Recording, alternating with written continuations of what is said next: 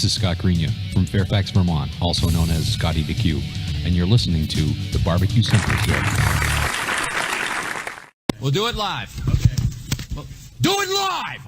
I'll write it and we'll do it live! So to get that perfect barbecue, you use wood.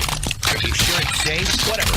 We put the lighter fluid on, strike the match, and... Oh! Should we call the fire department? That might be a good idea.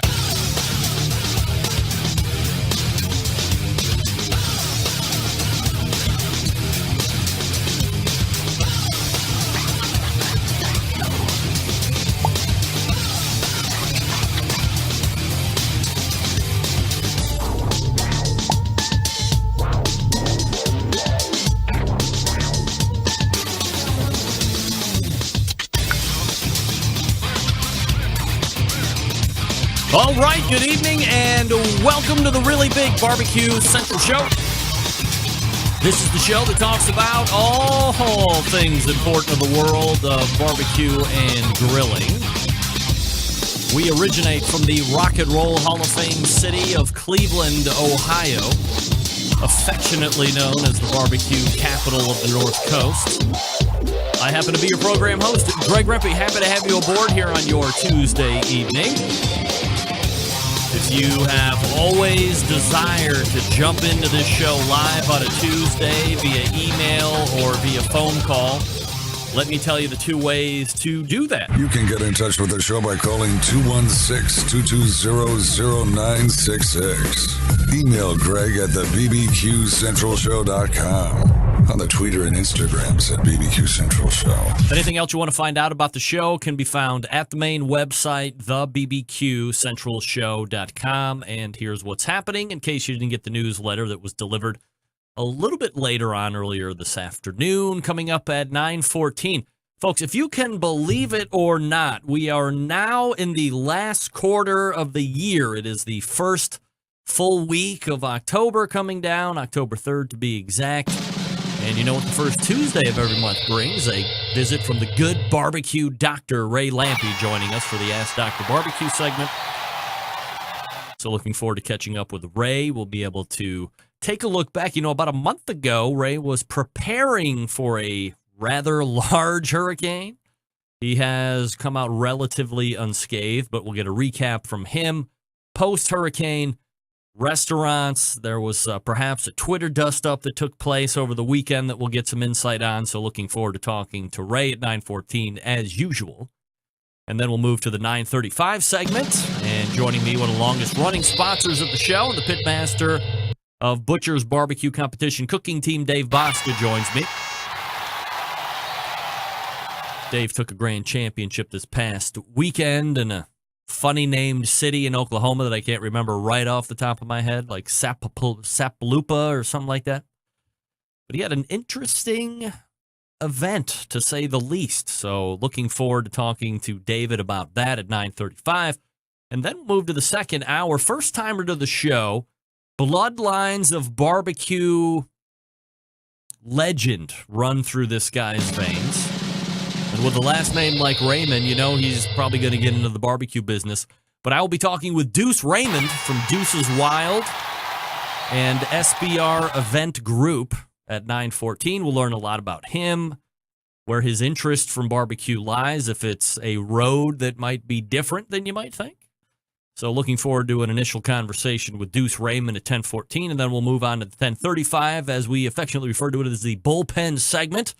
And warming up right now, but coming out at 10:35 is none other than the pitmaster of Lucky's Q. Justin McGlaun will be joining me to take a look ahead at this weekend's events as it relates to the National Pro Barbecue Tour.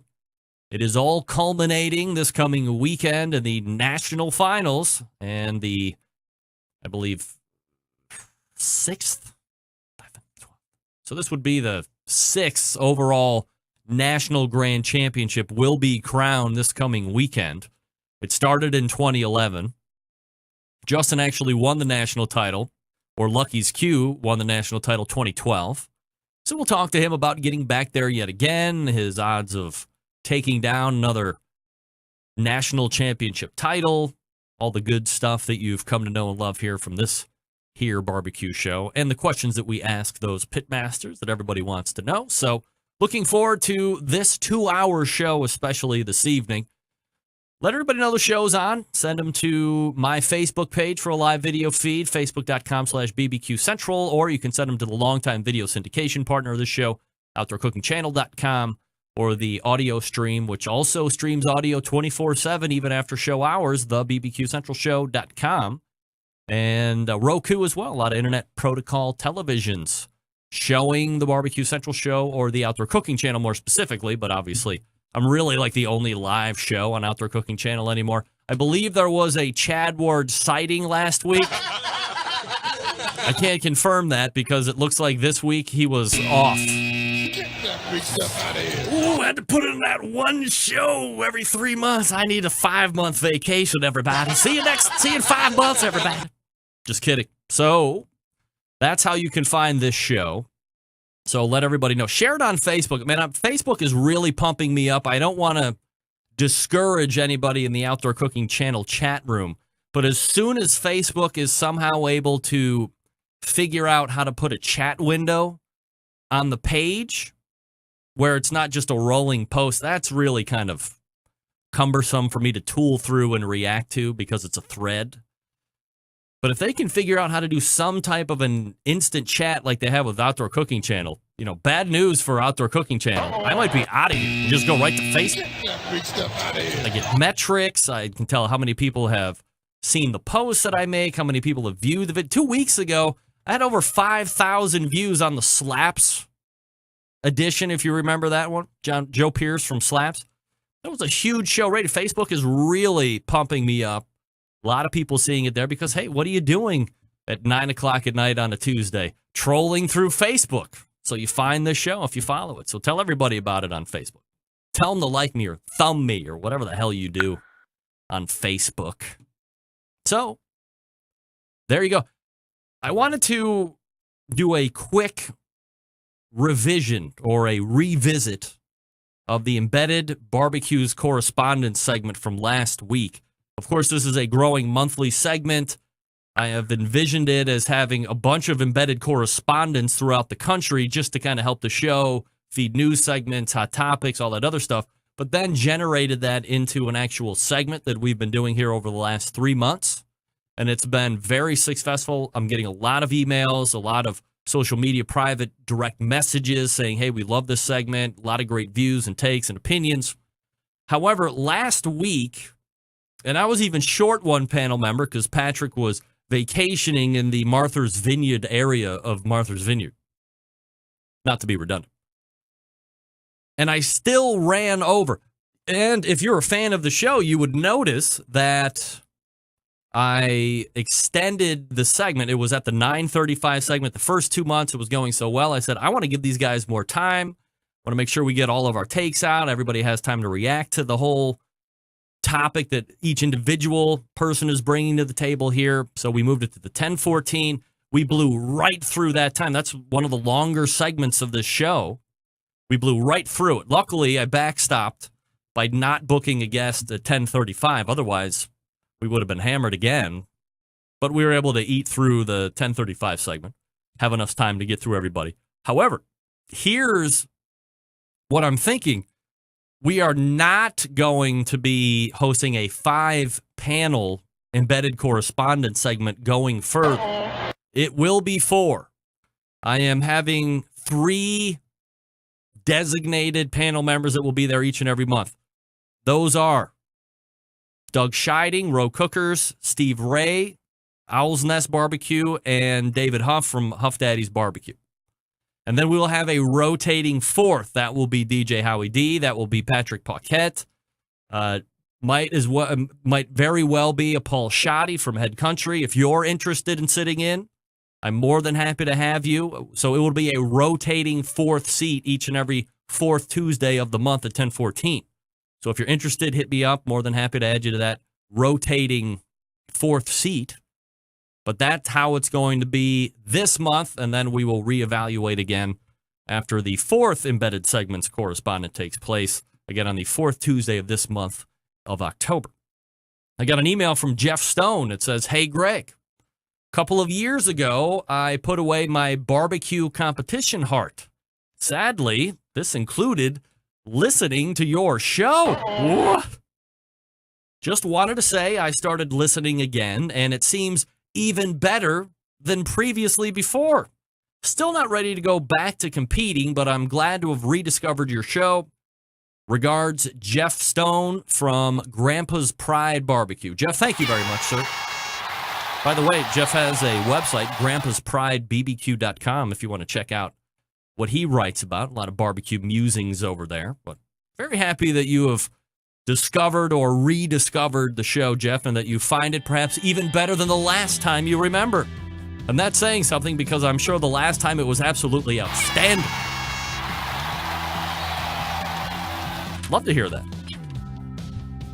All right, before we get to Ray Lampe, I want to talk to you quickly about Cook Shack. They manufacture smoker ovens for barbecue lovers with any amount of experience, whether you barbecue in the backyard, on the competition circuit, in a 5-star dining facility. Cook Shack has the unit that will do the job. And with a full line of barbecue sauces, spices, pellets, and wood chunks, it's the perfect one-stop shop. Cook Shack strives to be your barbecue resource center by offering cooking classes, online recipes, how-to videos, 2 blogs, Smoke and Grilling 101s, and a video cooking classroom. Check out their website at cookshack.com or follow them on Instagram, Facebook, YouTube, Twitter, Pinterest, Google+. Get advice or share your passion for barbecue on their world-class barbecue forum. They still have one of those. Cook Shack pellet-fired smokers are the choice of champions because they were designed by a champion. Who, you ask? Ed Fast Eddie Moore. And of course, the FEC 100, PG 1000, always customer favorites. The PG 1000 can actually double as a smoker and a grill. Low and slow, hot and fast, the pellet grill line gives you the most for your money. Cook Shack residential electric smokers, if you're thinking about those, they happen to be the #1 smoker in the industry. High quality means high durability and versatility. Anything you can cook in your oven, you can make in a Cook Shack.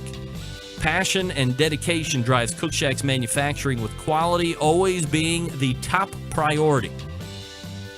You can get the best in barbecue since 1962 by doing one of these 2 things. You call them directly, 800-423-0698, or you visit their website, cookshack.com. Very easy to do, longtime sponsor of the show, and happy to have them. Again, 800-423-0698, or cookshack.com. We are back with Ray Lampe right after this with the Ask Dr. Barbecue segment. You're listening and watching the Barbecue Central show right here, the Barbecue Central Network. Stick around. Be right back.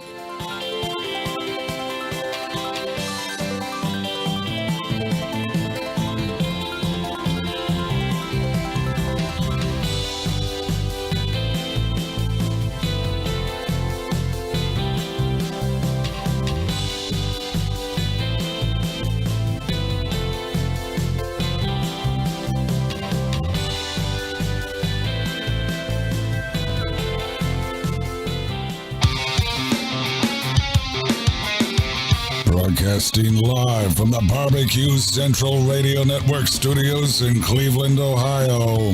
You're listening to the Barbecue Central Radio Show. Once again, here's your host, Greg Rempe. Hey, the 2017 grant program was a raging success for Smithfield. So, if you want your event to be considered for 2018, head on over to smokinwithsmithfield.com right now and apply for the 2018 grant program. Applications being taken until October 25th, so you have about 3 weeks left or so. Don't miss out. Sold out very quickly this season. So if you want to do it for 2018, smokinwithsmithfield.com and apply again. October 25th is your cutoff date. Check that out. Thanks to Smithfield, of course. If you got questions about barbecue or grilling, maybe as a hobby or even a business, looking to get an expert's point of view, why not ask Dr. Barbecue? You can submit your questions by clicking on the Ask Dr. Barbecue tab on the website. The doctor is in. Here's Ray Lampe with his nurse, Greg Rempe. Dr. Barbecue. That's right. Ray Lampe joining us here on the show. Ray, how are you, buddy? Oh, dear. Oh, Ray, you there? Ray? Hello, Ray? Can you hear me, Ray? Oh, just hung up on me. Sounds like we might have him here. Ray? Hey, Greg. Uh-oh, we went right to the phone. Yeah, I don't know why I'm having trouble with my audio on my Skype. I thought I had it figured out, and there was no audio. Sorry about that. That's no problem there. I'm glad we can link up this way at least. Cool shirt, by the way. Oh, thank you. Yeah, these are the new shirts for the restaurant. Oh, really? Yep. Well, that's yeah, we have shirts. We have no restaurant, but we have shirts. I was going to say you are a brilliant segue artist, if I may say so. I was going to ask you to lead off with that. I know the last time we spoke, it was a little bit more of a frustration on your face of saying, "Geez, you say one thing, you don't want to commit to a date or really pump it out there, but when you're getting hung up with a lot of red tape and people just not seeming to have the same urgency that you do to get this thing off and running." Any improvement at all, or kind of status quo, unfortunately? Yeah, no, it's moving on. We actually started to get some movement, and then we had the hurricane kind of stopped everything for a week or two. But we have moved on now, and we've started working, and we expect the full permits any day. So yeah, we're good finally. It's just it's a big project. It takes time. We did feel like we were getting neglected a little bit. I had a conversation with somebody at City Hall, and it seems to have started moving now. So I think we're okay. It's just one of them things, you hope your project isn't going to be delayed and take that long, but you know what, it does. So maybe end of the year, possibly turn of the year, or we're not even really looking at that? Well, I can't imagine we're going to try and rush to open a week before Christmas, as much as we'd love to. So my guess is it'll be after the first of the year. As I had mentioned a couple minutes ago, the last time we were talking, you were prepping for like the biggest hurricane ever that ripped through Florida. We're about a month away from it or so. How did you fare during it? You actually rode out the hurricane, very risky, and just wondering kind of if you dodged a bullet, if you took a substantial amount of damage, like where was it from your end? Yeah, we definitely dodged the bullet. It was really crazy. We were supposed to be in Chicago for the weekend, coming home Sunday night, and Sunday night was when the hurricane hit. Yeah. So really going to be an unpleasant situation. We weren't going to be able to get back, and who knows when we were going to be able to get back. And frankly, our flight was going to have us stuck in Detroit. It wasn't even going to be in Chicago, so it was really going to be a problem. So we decided to stay, and then at the last minute, it was really looking like all of a sudden the hurricane took a weird turn, which they're known to do, and it looked like it was really going to get us. We thought about leaving then again. It's tough because once you leave, it's really hard to get back. And frankly, our house, we found out, is 45 feet above sea level, which I was telling somebody a story in Colorado last week, and it was like, well, in Colorado, 45 feet above sea level doesn't sound that high, but in Florida, it is. Yep. So we were safe from any flooding. And so I boarded up the windows, and we hoped for the best. Our power got blown out almost immediately and was out for 5 days, and that really got old. I got to be honest. We had a generator that we shared with the neighbor to keep the refrigerators going and stuff, but it got a little old after 5 days. So we're actually looking into a whole house generator at this point. But other than that, we really didn't have any issues. We got the freezers kept in fridge. We kept powered up, so we were okay there, and we were prepared for it. So it really wasn't, everything was okay. It's just miserable, man. No power, and pretty much everything stops. Restaurants are closed, stores are closed. You don't get any work done. We had our cell phones the whole time, so it was like we were in touch with the outside world. But so all in all, it could have been 100 times worse, of course. Absolutely, Yeah. No question. We got really lucky. But one of the things that I think about now is it was really a glancing blow, and it was a one when it hit us, and we were on the good side of it. It was a glancing blow, and we still lost a bunch of trees and our power for 5 days. So it's pretty scary. What if we really would have got hit with a 4? The guys down in Naples took a big hit, man. So yeah, we got really lucky. We for all practical purposes, it missed us, and it's just part of living in Florida. It's not that big of a deal.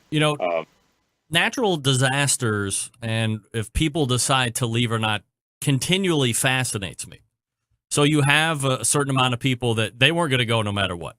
Then you had people that were like, we're out of here no matter what. And then you have the other people in the middle that are vacillating to a certain degree, and then they either decide, okay, we're going to go, or okay, we're going to stay. This is a hurricane. Yeah, I understand you. When we make our decision, and it was a day or two ahead, whatever we decide, that's our decision, and we're okay with it. You gotta live with it. You can't. At some point, you got to decide what you're doing. So here's the question of the day: if instead of the hurricane that was bigger than the state ripping up it, and it was a wildfire from the Everglades burning up the state of Florida, would you have left or would you have ridden out the fire? Right? I mean, it's a weird question, of course, because it seems like nobody has a problem ever evacuating for fire, but hurricanes, it's like, we might roll the dice. Well, it's one of those things. It's kind of funny. A friend in San Diego, when it was all happening, was like, wow, that just sounds horrible. I'd rather have earthquakes. And I thought, I'd rather have earthquakes, Wow. And I told one friend up in Chicago that I thought it was really prepping for it was similar to prepping for a big blizzard. You get your supplies in the house and make sure your car's full with gas. And she's like, oh, my God, people enjoy blizzards. Kids play in the snow. And I was like, yeah, not really. That's not how I remember them, the ones that happened by our house we're a lot more comfortable with than the ones that happened by other people's houses. Ray Lampe joining me here on the show for the Ask Dr. Barbecue segment. We do it the first Tuesday of every month here, and we're in October, the last quarter of the year. Ray, it appears from what I was seeing, and I love it when people that are kind of in the cursory of the barbecue world feed me stuff. Like, sometimes I miss stuff. I got to be honest. I'm trying to keep my finger on the pulse of everything, but I miss stuff. But people are always happy to feed me stuff. It appears that you might have been in a dust-up of sorts or a Twitter dust-up with Matt over at Meat Church, who has a huge following. He's got a whole big thing going on, and we'd love to have him on the show to talk about it. But what was your dust-up, and have there been men's made? Are we still on fire? Are we hashtag flaming? Like, what's going on? Well, I didn't intend to pick a fight with Matt. I started speaking out over the last month or two. I keep seeing pork belly burnt ends on the internet. All the craze. And, I know this sounds really, curmudgeonly. No, it sounds like, it shouldn't be a big deal to people. But, think of Greg, I spent 35 years of my life being a barbecue historian, studying it, living it, documenting it. I mean, I know this sounds dramatic, but it's true, man. This is what I do. I mean, at 60 years old, I can look, what is my life's work? It's learning the history of barbecue and supporting it and teaching it to people. I mean, it's what I do. So I think pork belly burnt ends is a slap in the face to real burnt ends. I know that sounds crazy, but a lot of things have been smeared bad. You ever eat a Philly cheesesteak in Philly? I did one time. Okay, and then did you ever eat one at a fast food joint? And it wasn't very similar. No. And it's just the bastardization of what we do, and it happens over and over. And it's happening right now with the Cuban sandwich. In Tampa, the Cuban sandwich is a huge deal. This is, we claim to have invented it. We fight with Miami about that. Should it have salami on it or not? But it's a big deal here. It's a very particular thing. You go to the Cuban bakery, you get the bread, there's things that go on this sandwich. And now we're seeing the Cubano sandwich everywhere. First of all, nobody in Tampa ever calls it a Cubano, but I guess that's a cooler name if you're just going to talk about it on the internet. And it's just been raped as far as I'm concerned. And I hate seeing that stuff because burnt ends are a thing that is made out of brisket. I can't help that. That's the real history. It's well documented. So I don't like that people, just for the internet's purpose, I mean, this is social media stuff, because are calling it pork belly burnt ends, bacon burnt ends. No, it's not. It's a really good thing. It's probably really good to eat, but it's not a burnt end. And Matt somehow took it personal that I was picking a fight with him. I honestly didn't know he had such ownership of this. And then another guy showed up from Texas that claims to have invented it. I Who? didn't even know about that guy. What's his name? Heim Barbecue. I don't know the guy. Heim? Yes, I think he's a friend of Matt's, but whatever. It wasn't about those guys. It was about the actual. I really take that stuff seriously, and they all think it's stupid. I got called an old man, and I should say, basically, one reference was he was going to bleach his hair and get a flame shirt and hang out in Florida, cater to the 55 to 64-year-old crowd, and that was why people don't agree with me anymore. And come on, that's a bunch of nonsense, I guess. Seems like it to me, but whatever. No, amends haven't been made. It got, on one end, it got pretty personal. And, calling me an old washed up guy essentially is how I read it, and I don't really feel that way, and I don't take that very well. Do you have, are there other people in the barbecue industry, historians, people with the length of career that you have that also have this type of a disagreement with this pork belly burn ends phenomena? I haven't actually discussed it with any. I got a feeling if you called a bunch of people in Kansas City, they would think it was really something that's not very cool, because that's where they have burnt ends. There seem to be a lot of Texans that jumped on, and you generally don't get burn ends in Texas. They don't take it that personal.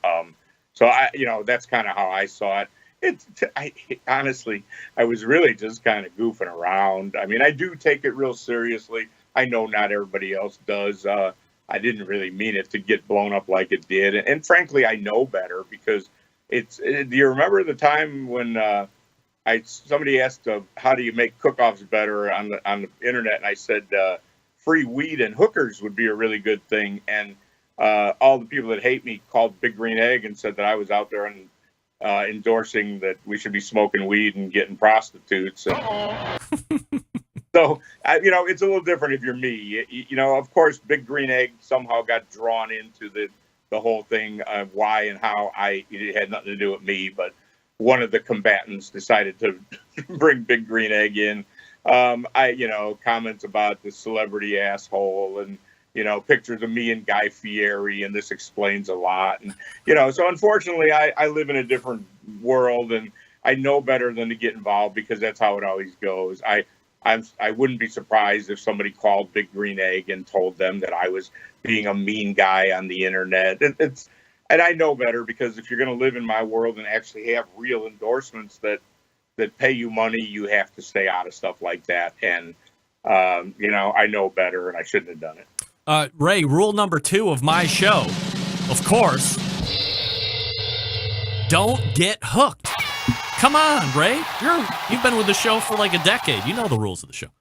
Yeah. So what we have here basically is there has been a definitive mark in history of burnt ends coming from brisket, beef, and somebody else has decided to take the burnt end moniker and then just apply it to whatever else that they want to do it. If it's cubed and done on a barbecue in some form or fashion, and it might look like a beef burnt end, they're going to call that a pork belly burnt end. Or I think you had a ribs burnt end on a picture over the weekend. I think I saw. I mean, obviously you're kind of throwing it in the face at that point, but Well, what you just said, though, Greg, is essentially what I said, yeah. That it's brisket, but it wasn't taken very well. So then I did start poking at it, and some guy in England posted a bowl of watermelon burnt ends, and I declared that my pizza was sausage burnt ends and croûte with fromage. So we were goofing around about it, and there's a pretty good chance that's what set those guys off. I didn't really. It wasn't really meant to be personal, but whatever. But I'm with. I think they're brisket, and I think anything that's not brisket is not a burnt end. And we embarrass ourselves. We bastardize things by just calling it whatever we want because it's a cute name for Instagram. That's really how I feel about it. We have. I posted something the other day, and again, wasn't really intended at those guys, but as high-profile culinarians, and I'm one of them. We have a right. We have we should be honorable to this stuff. They all want to, recreate this and take it to the next level, blah, blah, blah. Yeah, sure. What? The sad part is whoever did come up with this idea, it's a really good idea. a cube of pork belly cooked like that with a little barbecue sauce glaze on it, it's a great idea. What it's not is a burnt end, but why you should take credit for it instead of just trying to somehow bastardize it. You wonder why we have pulled pork at Subway, because we tolerate it. If we all said, hey, that's not pulled pork, it wouldn't be there. And the Philly cheesesteak I referenced, I can go get one at 100 places in this town. Everybody that's serving it, not one of them has been to Philly to actually try it.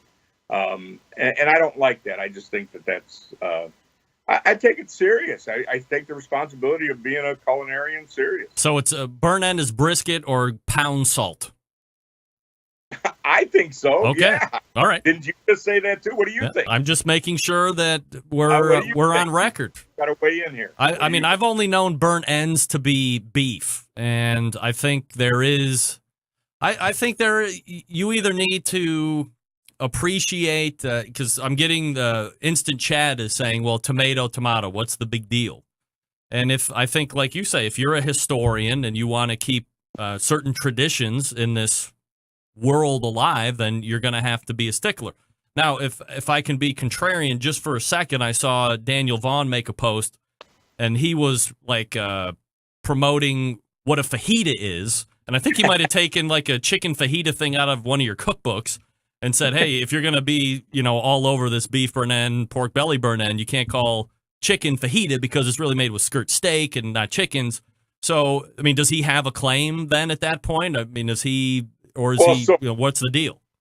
He's sort of. I mean, I told Daniel I was honored that he wasted his time going through all the stuff I've written to find that that I had misspoke about fajitas. And I asked him if, was it time for us both to meticulously go through everything each other had written to look for mistakes. And then I found that Daniel, actually the guy who claims to have invented the pork belly burnt end, named the pork belly burnt end sandwich after Daniel. So, but I did talk to Daniel after, and that hatchet is buried. But yeah, okay. So here's my defense of that.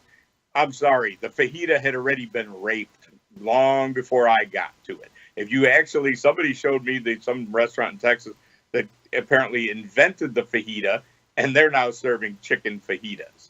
Now, so that's, to me, it's something, but the reality is he's right.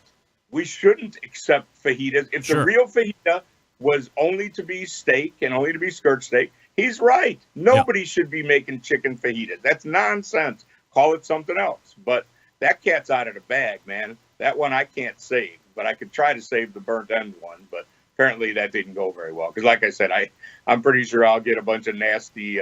One guy said that I had actually been proven to be a fraud. I don't exactly know what he was referring to. And I was going to respond, and I noticed his 7 followers on Twitter, so I decided to let him slide. Are you really a nurse, Ray? Is that what it is? I knew it. I got accused of that too. That I'm a fake doctor, and I shouldn't be calling other things fake when I'm a fake doctor. I mean, that's unfortunately, that's what the kind of nonsense I have to put up with. And like I said, I guarantee somebody will call Big Green Egg and any other people that I work for. And, it's just a shame that I can't act like a normal person and have an opinion about something without getting bashed like that. But we are, boy, I've been through it before. And again, I know better. I just need to shut up and not get involved in this stuff. And if these guys want to bastardize every barbecue term we have, hey, go for it, guys. When there is no such thing as authentic barbecue left, don't blame me. We are fanning the flames of barbecue drama right here on this show, which I ought to do every once in a while. We're doing it with Ray Lampe. You can find him here the first Tuesday of each and every month. This is October, so the next time we will see Ray will be in November, if you can believe it. Ray, always appreciate the time, man. Thanks for coming on. Hey, good to see you, Greg. Take care. There he is, Ray Lampe. Doing it live here right on this shive. That's right. Doing it live. And he is on fire over pork belly burn ends. So a lot of people weighing in the instant chat room. Tomato. What's he so worked up about? I agree. I think Ray was trying to put me on the spot. I've had said pork belly burnt end. I mean, it was pretty delicious. Hey, Big Papa Smokers, the one-stop online shop for all things barbecue. Their curated selection of only the best outdoor cooking and grilling supplies will get you on the path to better barbecue results in no time. Everything at BigPapaSmokers.com has been Pitmaster approved by Big Papa himself, Sterling Ball. From the award-winning rubs and sauces to the American-made grills and smokers, they got everything you need to be a better outdoor cook. Big Papa's is the proud owner of award-winning Granny's barbecue sauce. Looking to go to a new sauce that will please everyone? Granny's traditional yet powerful flavors remind us of why we fell in love with barbecue in the first place. Find Granny's barbecue sauce and other top-rated sauces at BigPapaSmokers.com. And aside from their premium selection of rubs and sauces, Big Papa offering the very best pellet, charcoal, and wood cookers out there on the market today. For instance, a versatile cooker that's easy to use, the Mac 2-Star General Pellet Grill. Big Papa is allowing Mac to be... No. Big Papa Smokers is the exclusive Mac dealer and even offers special packages that nobody else does. If you're not a fan of the pellet smokers, no problem. Take a look at the old Hickory Ace BP. It's the only charcoal smoker that Big Papa trusts to put on his competition barbecue trailer. If you're a backyard guy or gal looking for a durable and versatile grill that will last forever, the M Grill, like Mike from Texas, is just what you need. They're built like tanks.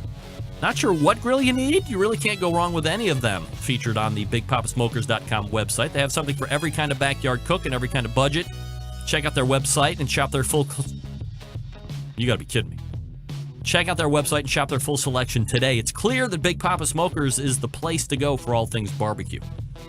Every product featured on their website has been hand-selected to help you barbecue better and more often. Boost your barbecue skills with the help of Big Papa Smokers, the #1 online barbecue store. You can call them directly at 877-828-0727 or shop their website at BigPapaSmokers.com. That's BIGPOPPA Smokers, plural.com.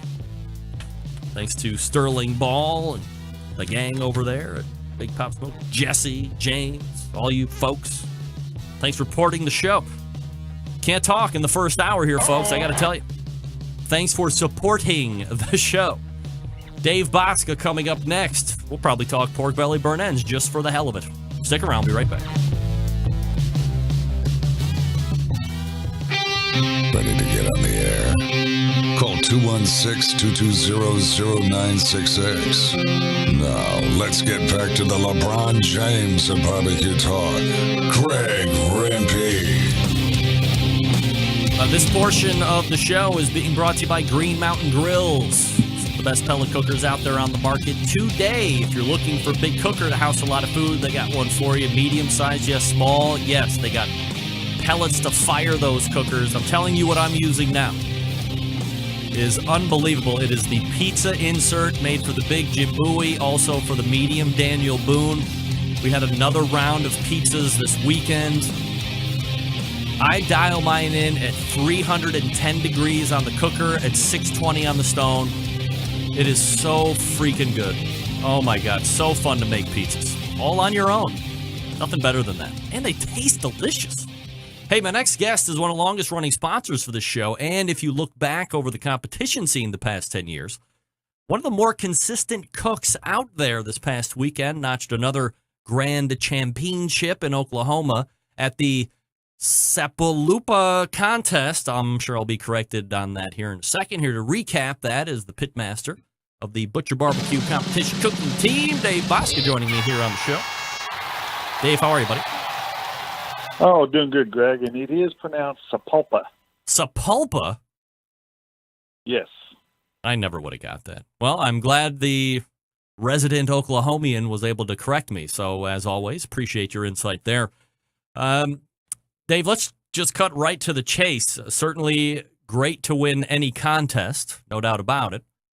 But this was a little bit different than your normal run-of-the-mill contest for you guys. You kind of had to deal with a cooker issue. So unveil that for us, pull the curtain back, tell us what happened, how you dealt with it, and how you were able to pull off that GC in the end. Oh, it was kind of half my fault. And we had been given the night before a super secret method of making pellet smokers burn even more efficient. The trick to making a pellet smoker put out good smoke is it's got to burn inefficient. And a mutual friend of mine in Tennessee was telling me about this great all-new method of making it do it. So I opened up the front of the pellet smoker and rewired it. I reconfigured the way it thinks, basically. And in the meantime, I think I shorted out my auger motor. So maybe the all-new, I'm not blaming it on that, but it might have been coincidence, but it was what it is. And Saturday morning, we usually fire off the second FE about 8 o'clock because my chicken goes in at 9.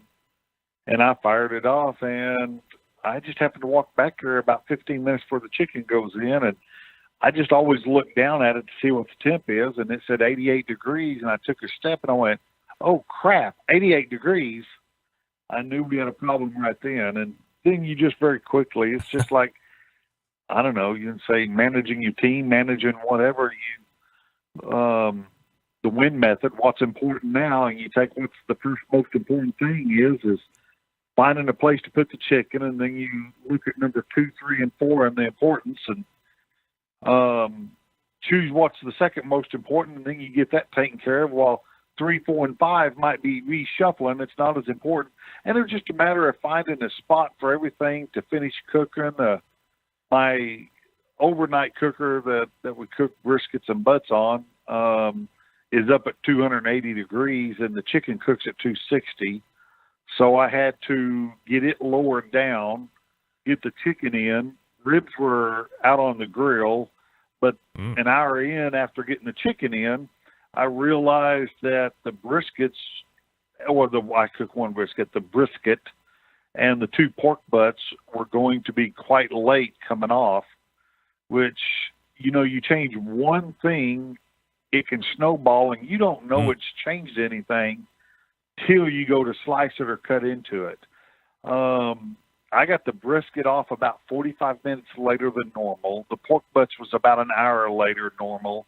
And you're like, okay, great, it's off. You go on.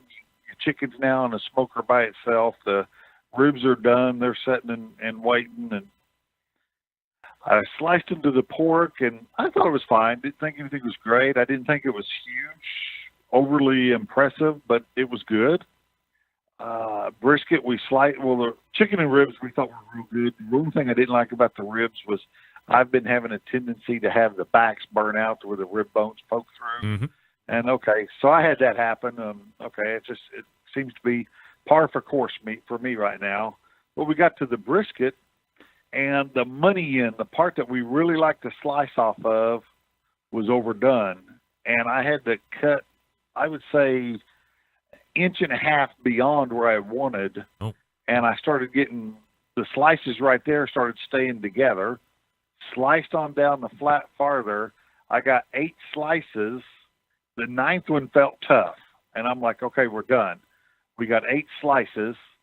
And I have yet to check for any tenderness or anything other than the knife feel. Uh-huh. So I pull that one. I pull it, and I'm like, that feels fine. So I had 7 slices. And then it hits me as I'm putting them in the box. God, I hope one of them don't fall apart. I just messed up my 8th one. Yeah.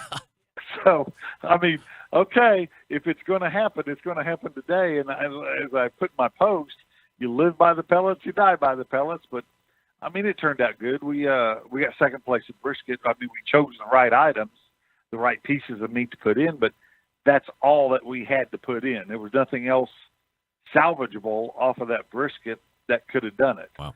So, and it's just that. It's just, I don't know. I call it pit mastering, the win method, what's important now, and that's exactly what it is. The more circumstances you've been in, the more you know what to do.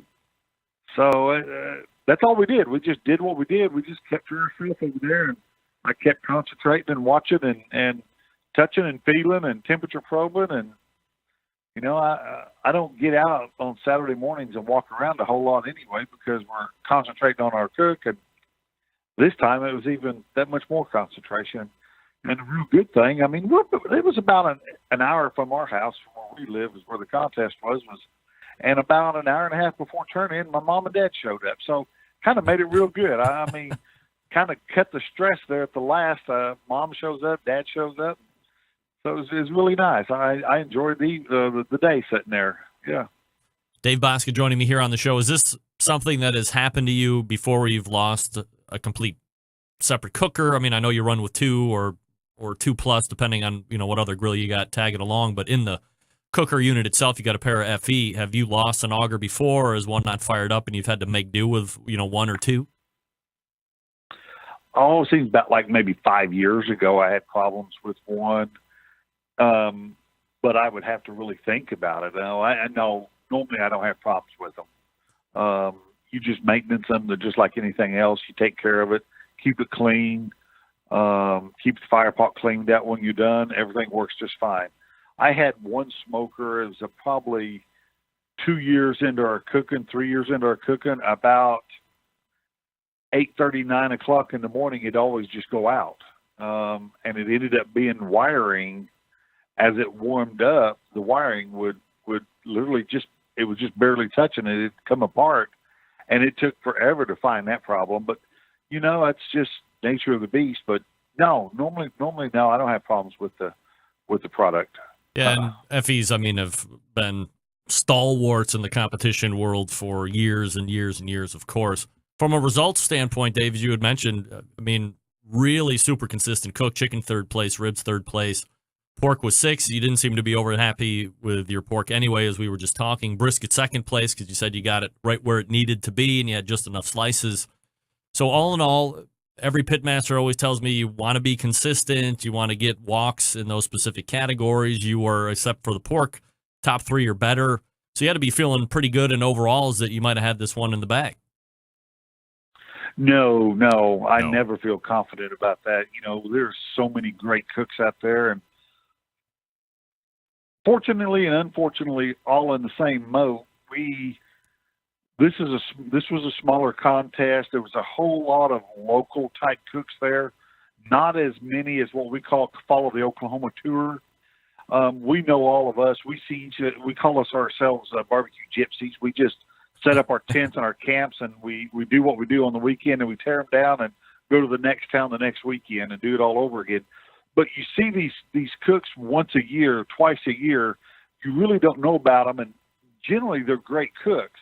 Those folks don't know how to put 4 meats together, but but on occasion, they'll have the best cook of their life, and you don't know them enough to know if they did or didn't. But man, don't ever underestimate the local cooks at these contests, because they'll be the ones that'll come up and kick your butt. Simply, some of them may be category killers. All they can do is chicken or ribs, the short cooks. Some of them can only do the long cooks. But you'll find the one guy that practices hard all year long just for his hometown cook-off, and he's going to put all 4 together, and you're going to walk away going, who is this? It doesn't matter. He just kicked your butt. Those are the ones you got to be careful of, not the guys we see every week, because we'll usually meet up after brisket and chit-chat and talk. Oh, how was your cook? How did you cook? Well, that guy's off over cleaning his stuff going, my God, I just did it. So I never expect nothing, ever. I'm probably my hardest critic when I'm judging our own food. So no, I'm not going to say that I expected it. We have been consistent. I've been slightly tweaking my final recipes on each thing, getting ready for the jack, because, through the year we cook what we cook. I hurt my back again this year, and I took some time off and slowly got back in it. And after getting the jack draw, I was like, what I'm cooking will not do any good out there. I know. I've been 5 times. It won't make it. I'm not going to go that far with the recipes we're cooking. Yeah.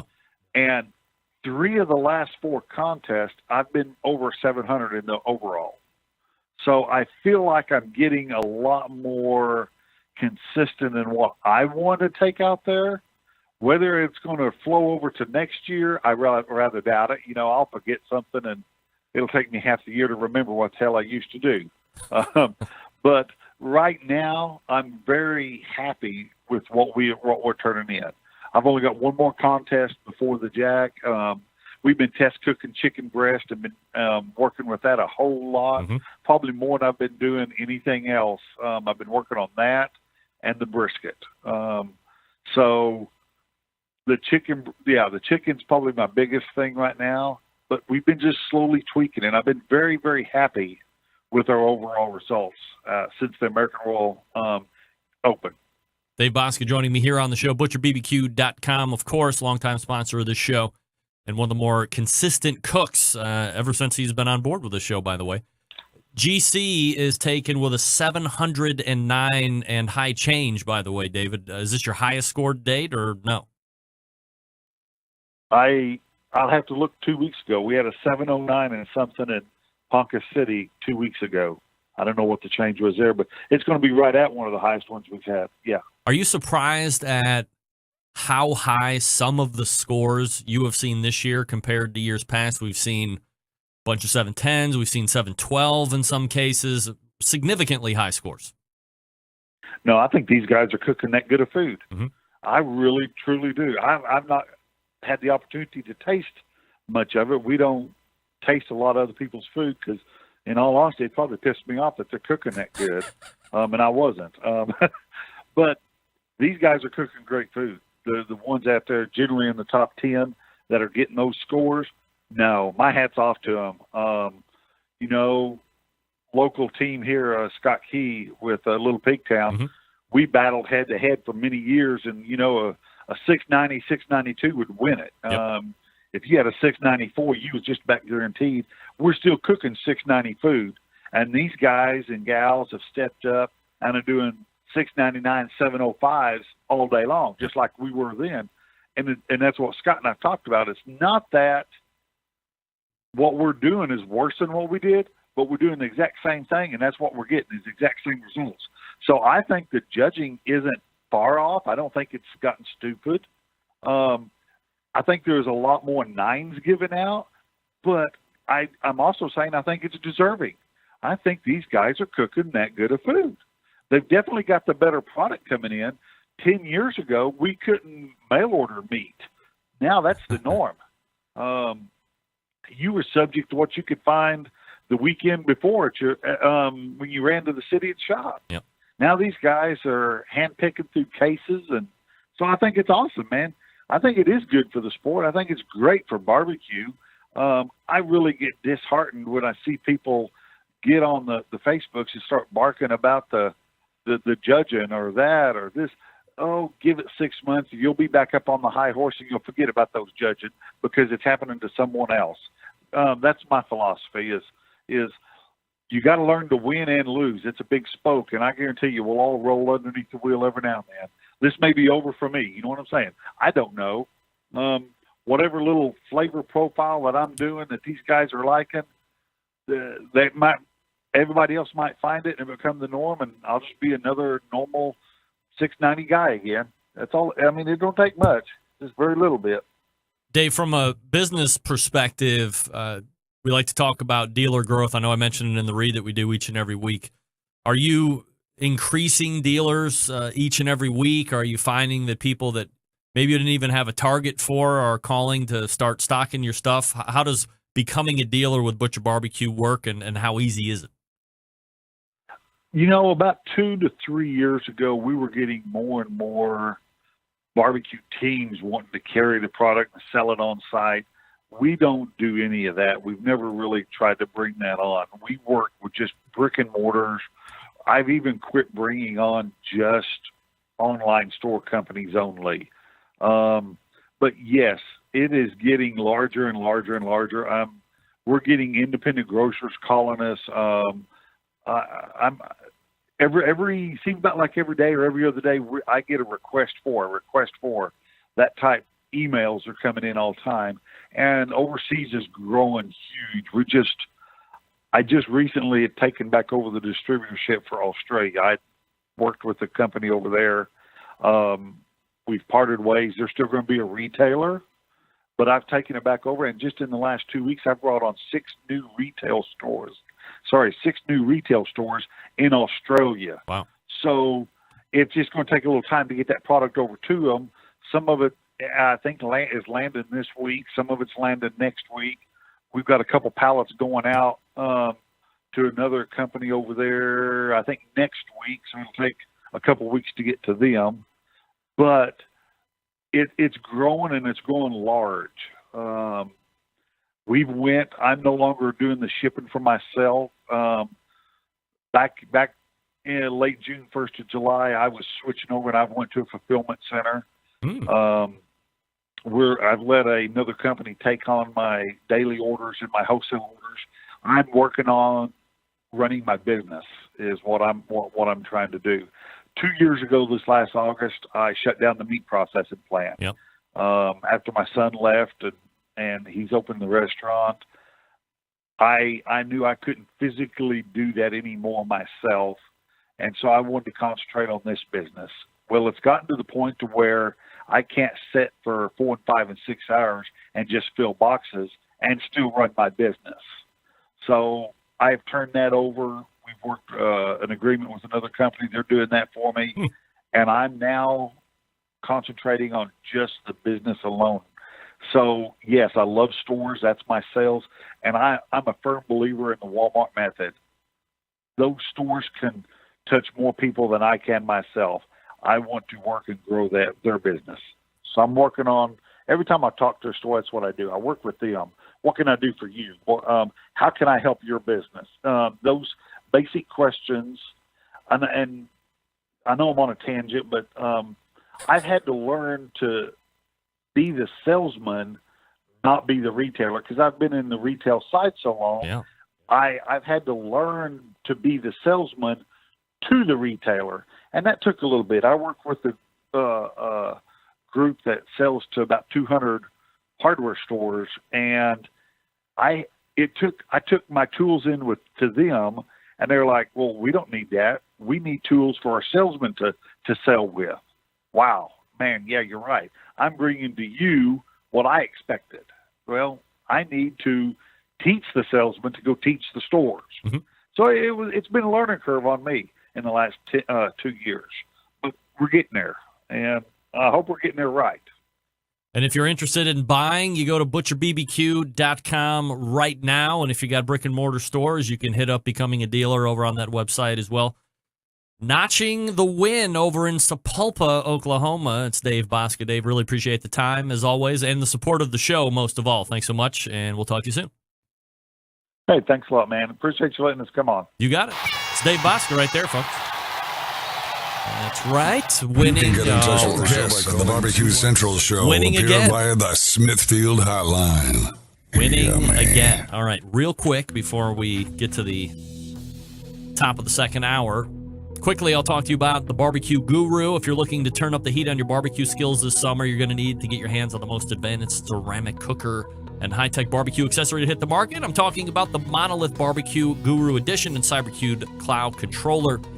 Just launched by the Barbecue Guru earlier this summer, the world's first temperature-controlled ceramic smoker and grill with a built-in power draft fan. It's going to give you the easiest, most successful barbecue experience. These must-have new products will make barbecuing easier than ever before and will be your new secret weapon for cooking delicious barbecue each and every time. Ready to buy? Yeah. Head on over to bbqguru.com and grab them up or call 800-288-GURU. Visit the website again, bbqguru.com. The Barbecue Guru continues to be a breakthrough in barbecue technology. We're back to wrap the first hour right after this. Stick around. We'll be right back. Big name interviews, advice on cooking brisket and ribs, and the only host willing to share his honest opinion on all things important in the world of barbecue. It's the Barbecue Central Show. All right, welcome back. This portion of the show being brought to you by cookingpellets.com, your number one source for quality wood pellets for all your pellet-driven cookers. Visit cookingpellets.com to purchase. You can also buy from amazon.com. Look at their store locator on their website. You can find out there might be a dealer right by you. That's cookingpellets.com. Thanks again to Dave Bosca for joining me last segment, talking about the big win in Sapulpa. John Dawson weighing in. Remps, I completely agree with Ray's take on pork belly burn ends, but tongue-in-cheek. I wonder if he feels that Chicago deep dish pizza is a bastardization of real pizza. Actually, John, I think I might be able to answer this for Ray. Real Chicago people don't even eat it. I don't even know if it classifies as pizza. It's a big pie. All right, we're back to hit the second hour. Stick around. We'll be right back. This is Chad Hayden with Moonshiner Barbecue's 19th annual Jack Daniel's World Barbecue Champion, and this is Barbecue Central. Happy to have you aboard here for the really big barbecue show. Boing. We cook because we have to, and we grill because we want to. Hit me. Fine, how's it going? You have a great show. I'm a big fan. Boing. So what seems to be the problem here? This man looks like he's dead, and he's in the crackle. Charbono. It's all about the charbono, dude. Succulent fish. What? He ate 2 feet for wieners. Oh, listen, Lavernius, shut your face. I'm shaking like a dog shit peach seeds. We have top men working on it right now. Top men. All right, we're into the second hour. Welcome aboard. This is the Barbecue Central Show, and we talk about all things important in the world of barbecue and grilling right here for 2 hours. Don't forget you can subscribe to the show if you're listening to the show other than Tuesday. Hey, you already subscribed to the show. Congratulations. Tell everybody that they need to subscribe to the show. You can hit up my personal Facebook page if we're friends. I'll try and remember to share it to the show page and read about my new article in La Gazzetta. It's an Italian publication. I don't know if you knew it or not, but I am Sicilian. That's right. Not Italian. I'm Sicilian. Thank you.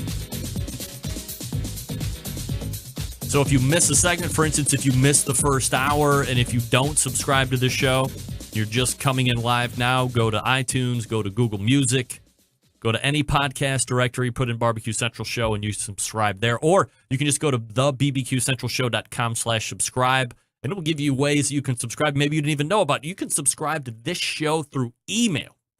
Every week on Wednesday, I think, it will email you the latest edition of the Barbecue Central Show if you missed it on Tuesday. How easy is that? It'll tell you where to get it on Google. It'll tell you where to get it on the iPod, iPad, iPhone, everything. Bunch of different ways. Great stuff. Don't forget, still to come on this show, Duce Raymond at 10:14. Justin McGlaun at 10:35, talking about the impending National Pro Barbecue Tour's finale in Bentonville, Arkansas, coming up this weekend. Hey, speaking of that, don't forget that the National Pro Barbecue Tour is wrapping up this coming weekend in Bentonville, Arkansas. The top 50 teams are now set and will be making a bid for Grand Champion. We will see how it shakes out. I'll be looking for the winner next Tuesday to recap the event, of course. Of course, that's a meathead week, so it's going to have to be in the second hour, but I want to make sure that I get a winner. So if you're listening to the show and you're competing in the finals and you win it, please don't book anything in the 10 o'clock hour next Tuesday. I will want to talk to you. I will want to give you promotion. I want to be like the World Food Championships of the barbecue talk shows. I want to promote you. I want to make you famous right here on the show where you get thousands of downloads. You realize inside of a week, the show gets 2,000 downloads just on the iTunes alone? Probably that or double or more on the Facebook views. Come on. The show is blowing up like crazy town. I do want to thank the National Pro Barbecue Tour for another year of successful partnership here with the Barbecue Central Show. And the series continues to grow in popularity each year. And I'll be supremely interested to see what happens with it next year. Mike McLeod has been on the show and said that it is already guaranteed for 2018.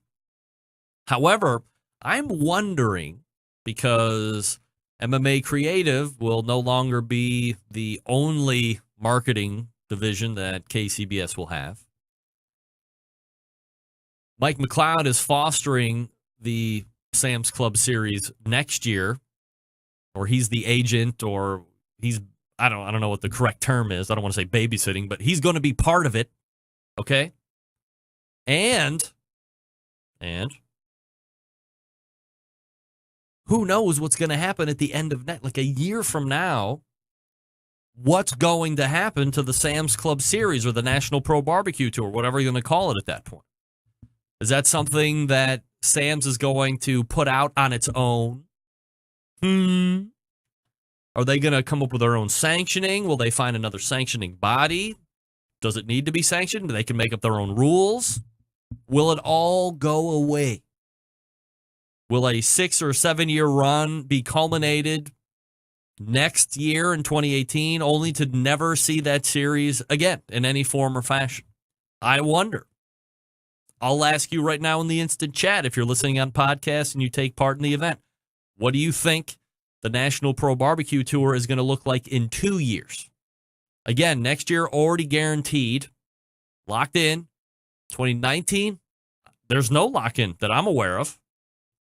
If anybody from the KCBS is listening right now and they have inside information they want to share along with me, I'm more than happy to take breaking news here in a second, although KCBS has kind of turned a deaf ear to me as of recent. I have put in a number of email requests to have somebody on to talk about the status of KCBS, of course, the split with MMA and why they thought that was a good idea and what they're doing now, and well, crickets, as it were. But I'll continue to effort somebody to come on. We'll see how it goes. Where is this? Last week, sorry, let me do this. A Barbecue Central Show exclusive news update. Last week, I told you about a pair of women that got into a skirmish out there in the Toledo, Ohio area where one woman became so incensed in the argument that she threw a hot grill on top of another lady. She was arrested and charged. Well, we now have a follow-up story thanks to my embedded Toledo correspondent. He doesn't know that. Kevin Plawecki. Thank you, Kevin. We now, as Paul Harvey would say, have the rest of the story. A Toledo woman who threw her hot charcoal grill at her friend. For those of you on podcast, I'm using air quotes because if you're my friend and we're in a disagreement, like for instance, you've seen my buddy Desmond come over here every once in a while. Do you think if we ever got in a disagreement and there was a lit grill, I would pick it up and throw it on him? I'm also 100% confident in saying that if Desmond and I got into an argument and there was his lit grill, that he would not pick it up and throw it at me. I'm very confident in both assertions. Anyway, a Toledo woman who threw a hot charcoal grill on her friend during an argument was sentenced this past Wednesday to 2 years in prison. Tanya Craig, 32, of the 700th block of North Erie Street, entered an Alford plea not admitting guilt and was found guilty September 5th of attempted felonious assault for the May 29th attack on Sharita Crumby. Lucas County Common Pleas Judge Linda Jennings cited Craig's lengthy history of assaultive behavior and criminal convictions in sentencing her to prison.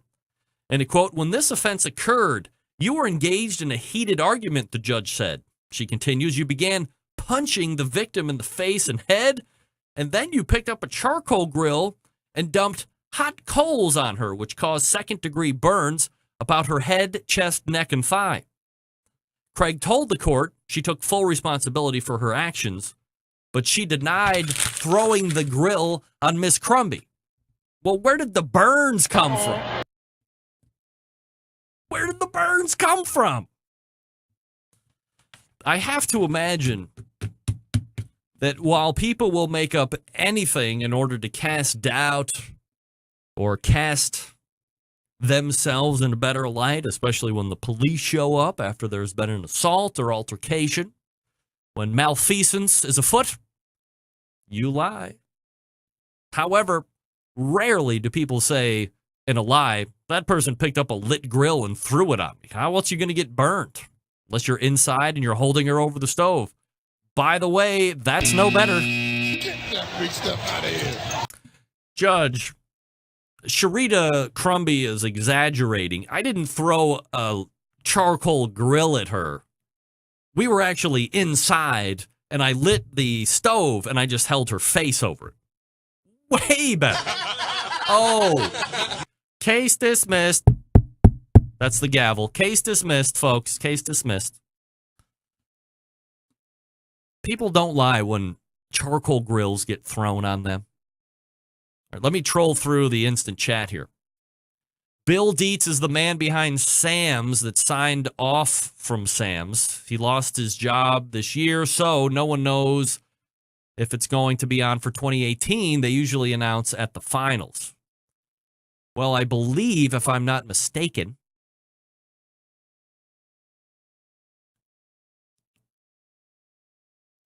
sorry, I got this distracted. I believe, if I'm not mistaken, the 2018 is a guarantee, but further is up for debate. I've also tapped some sources, but I do have it on tape somewhere in one of Mike McLeod's recent chats that the 2018 Sam's Club is definitely in. Jason King weighing in as far as me contacting KCBS. Try writing a letter on a typewriter and mail it to KCBS. Email is too much of a change for them. Thank you. Matt Boer, Jason, they only take full press set letters. One-upping. Good job, boys.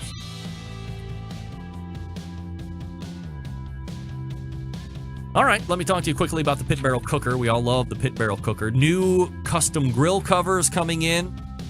New bottle openers coming in as well. Now, I did visit the website, but maybe I didn't pay particular attention. I thought the bottle opener was to mount somewhere in your outdoor living and entertainment area. Mine is going to go on one of the fence posts, or it might go underneath the handrail as you leave my house to go out onto the newly extended patio. But I've got some social media suggesting that the bottle opener go onto the Pit Barrel Cooker itself. Woo! That would require drilling into my Pit Barrel Cooker. I've done that once. That is the last time I will be doing that. Get that big stuff out of here. If that's what it's meant for, and you are comfortable drilling into your pit barrel, by all means, have at it. Use a unibit or a step-down bit or whatever they call it. I don't know what the hell they call it. I'm not handy. In any event, I can tell you this. Aside from the really cool-looking pit barrel cover, which is still very tight at the bottom, so holds that moisture out, gives it a whole new look from the outside. Really cool, big branding. It's not just that black cover. It shouts Pit Barrel Cooker. You have now a cooker for $299, folks. $299 shipped to you, right to your door, for free, fully functional, ready to cook on right off the bat. And capacity is second to none. For a $300 cooker, at one point you can cook up to 8 racks of ribs. You can hang everything with multiple different, I think it comes with 8 hooks on its own. You can also get a turkey hanger. The Pit Barrel is widely known as one of the best turkey cookers out there in the industry today. If you like using lump charcoal, they prefer it. If you like using briquette charcoal, they prefer that you use that. But I've used it with lump with great success. Make that one vent adjustment in the very beginning, depending on where you're at sea level. Mine's like that crescent moon. Assemble it, put the top on, you're off and running. No worry about it's getting too low, it's getting too high, it settles right in. And again, the capacity is super great. Hit the website, pitbarrelcooker.com. Again, that's pitbarrelcooker.com. They'll answer all your questions there. A lot of great how-to videos. Buy one for you, buy one for your new neighbor. Friend for life. Duce Raymond coming up out of the break. Stick around, we'll be right back.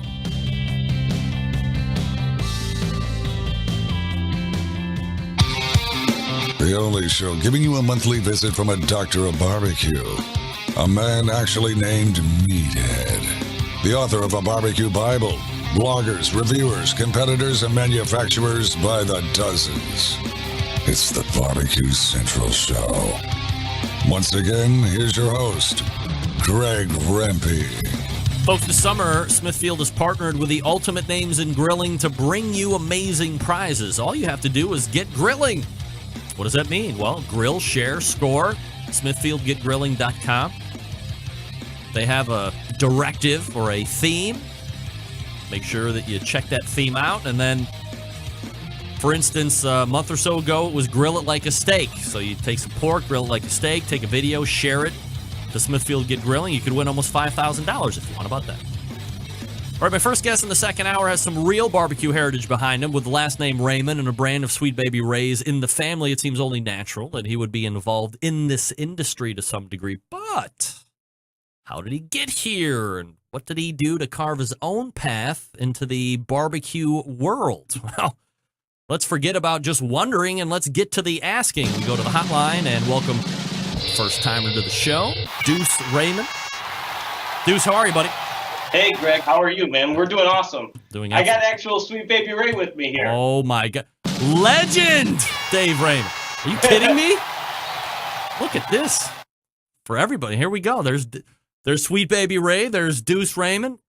I'm completely caught off guard here and a little bit starstruck. I got to be honest here, guys. So forgive my befuddling of words. I'm usually quite the wordsmith. But Duce, is Duce the real name, or is that a nickname that you're running with? I mean, I don't know anybody else named Duce.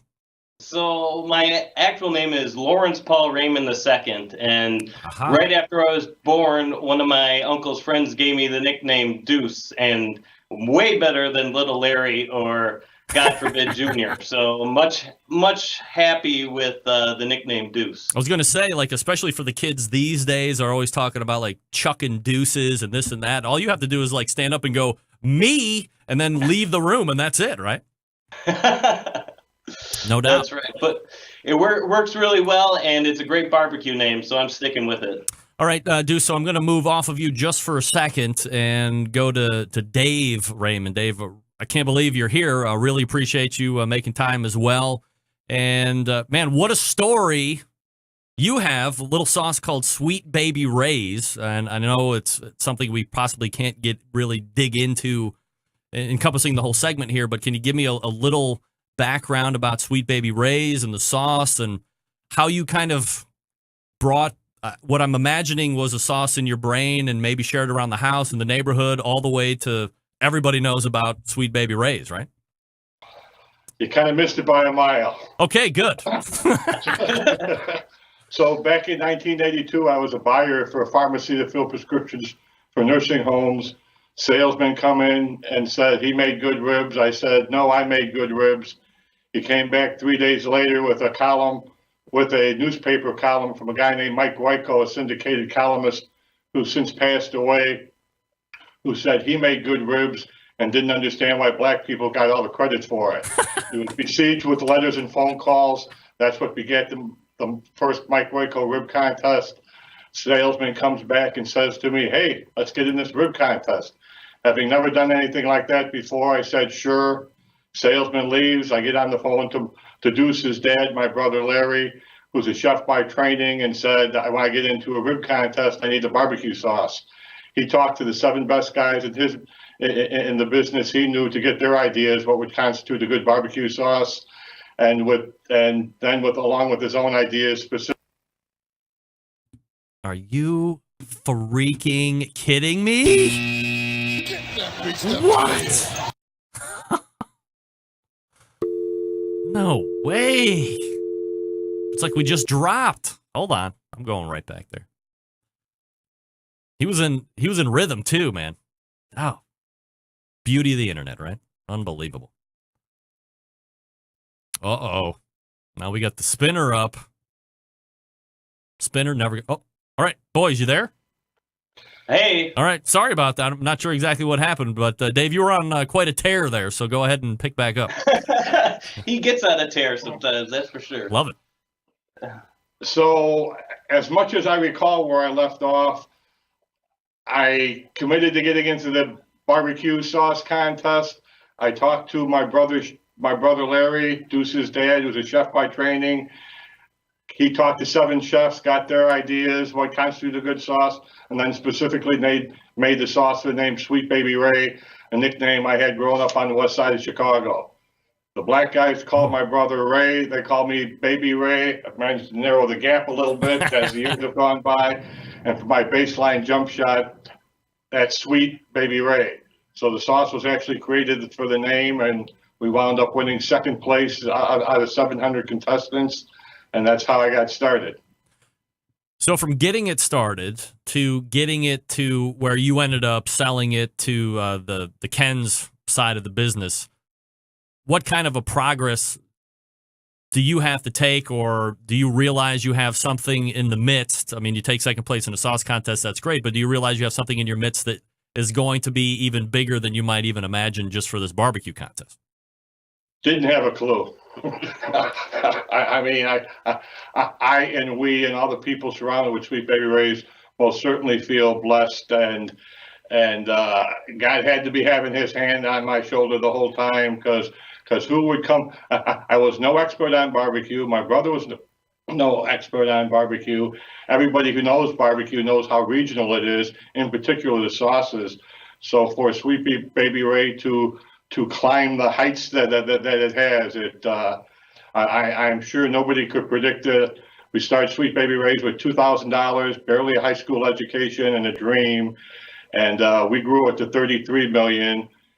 My last year, I think we sold 1,200,000 cases of barbecue sauce. Wow. As I sit here now, it's a $560 million brand, the best-selling sauce in the history of retail, and a 40.2 share nationally, and 14 of the top 16 sizes and flavors are Sweet Baby Ray's.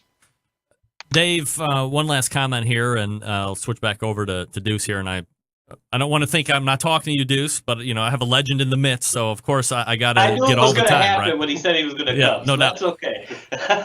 Dave, there's a lot of mass market sauce that has been out for a long time. You have Casey Masterpieces, you have Open Pits. I mean, the list goes on. My opinion, there is a lot of crap that is out there when it comes to the mass market. There's a lot of liquid smoke. There's a lot of that same old smell, olfactory, and taste stuff that's really hard to differentiate if you had them in just plastic cup. I'm getting ready to go through the roof. Get that big stuff out of here. We'll do it live. Do it live. I'll write it and we'll do it live. Oh my God, I'm glad you didn't look at me there, buddy, because I am getting ready to launch into the stratosphere.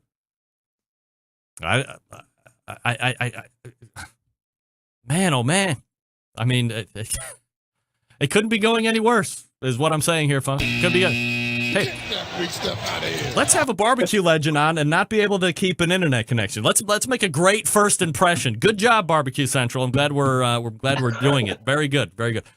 Dave, what I'm trying to get to in a long-winded way is somehow Sweet Baby Ray's has averted whatever that standard recipe was, and I like it. I am a sauce snob. I love my sauce first. I make it. It obviously fits my flavor profile because I'm making it.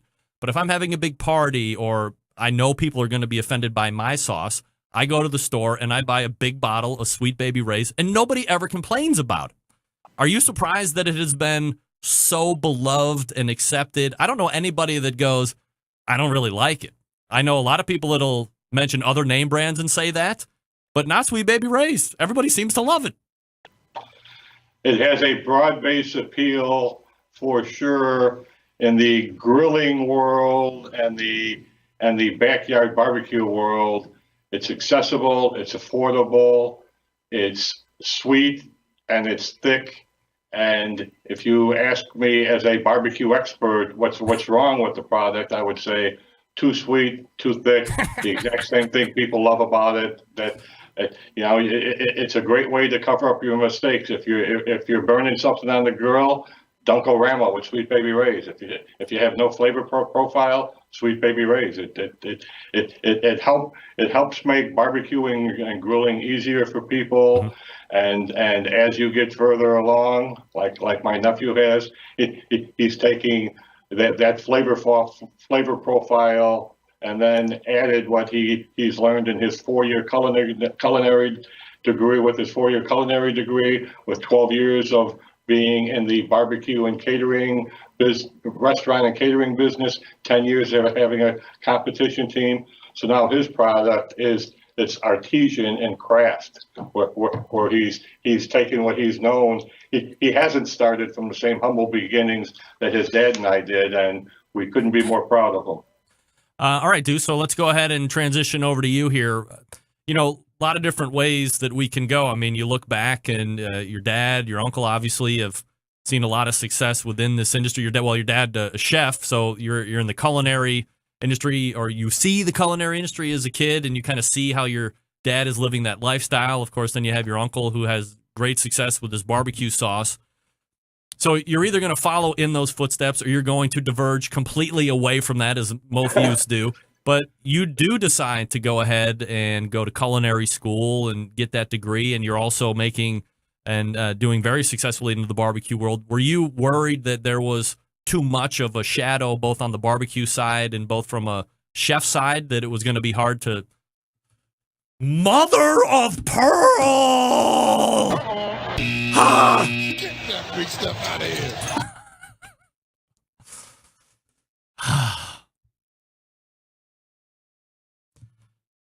Wow. Wowee.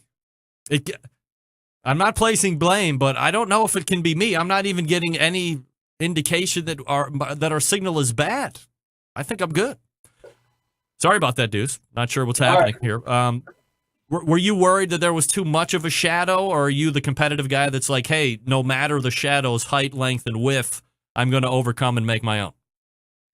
Yeah, I never really thought about it like I was competing with my dad or my uncle or anything. But when I was in culinary school, we would have these little competitions in class, and I was always the one that took it the most seriously. I was running around like crazy, making sure everything was perfect and trying my hardest. Some of these guys were just going through the motions and like knowing that this isn't really going to affect their grade or anything like that. And I really was trying hard. And when I found competition barbecue, it was like love at first sight. Like, I love competing and I put my heart into it. I really try hard to find the best products.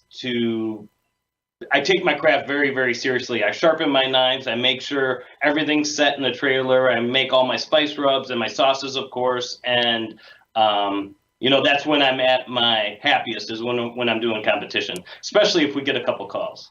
Are you specifically a particular sanctioning body? Do you compete in all of them? What's your style?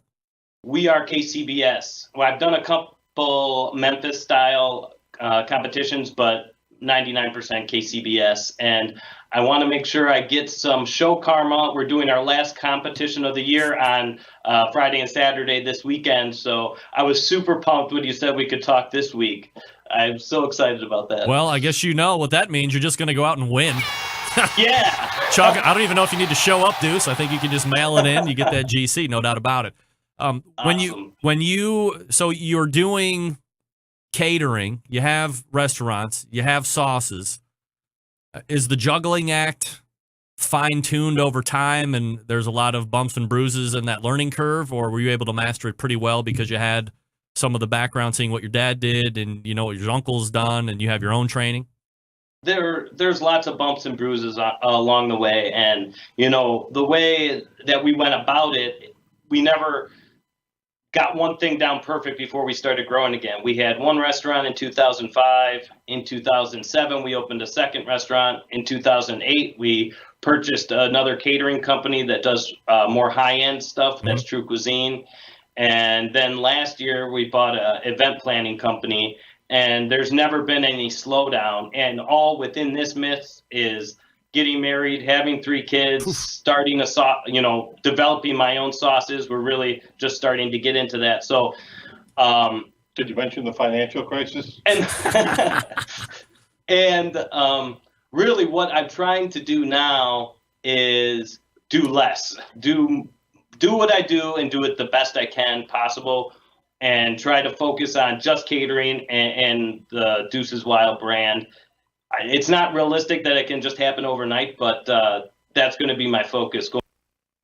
Well, folks, I'm going to go jump in my car, race to the 480 bridge, and jump off right now because that's like the fourth time that we've dropped this call. I'm having one of the it's like the dichotomy that is going on in this segment right now is both one of the most magnificent surprises of this whole show's career in 10, 11 years of doing the show. Having Sweet Baby Ray show up out of nowhere and can't keep an internet effing connection to save my life. It is both the most exhilarating and embarrassing thing that has happened in the show's history. It's unbelievable. I'm telling you, Browns fans aren't more ready to jump off the 480 bridge than I am. And they've only won one game in like 7 years. So, dude, sorry about that. Any idea what's happening? I don't know. And on our screen, it's every 3 minutes. And I don't know if that's something on my end. I don't use this Skype hookup all the time. So I think if it's on my end or not. I couldn't tell you. We're being hacked by ISIS. They don't want this to happen. I believe that's true. I knew they were going to try and poke their nose into this. So you have 3 daughters just like me, so I'm living that same kind of nightmare that you are. So congratulations. Welcome to the club. Not sure how old yours are, but it only gets more fun as they get older. Yes.